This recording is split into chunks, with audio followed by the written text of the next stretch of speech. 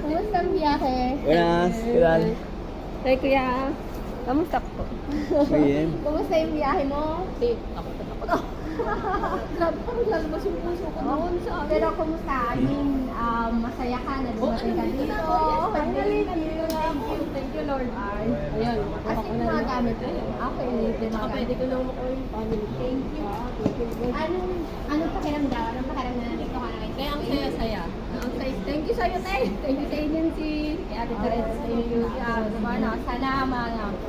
Sana matupad lahat ng pangarap mo na nandito ka na ngayon sa Spain. Thank you. At Happy Valentine's Day.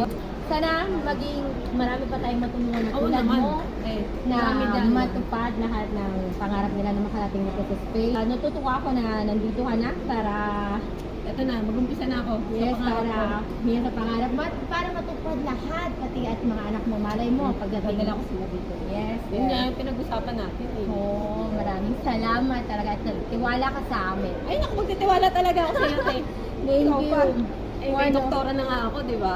Okay, doon. So, say hi naman tayo sa mga Pilipinas. Pagtiwalaan niyo si ate, tingnan niyo ako, nakarating ako dito.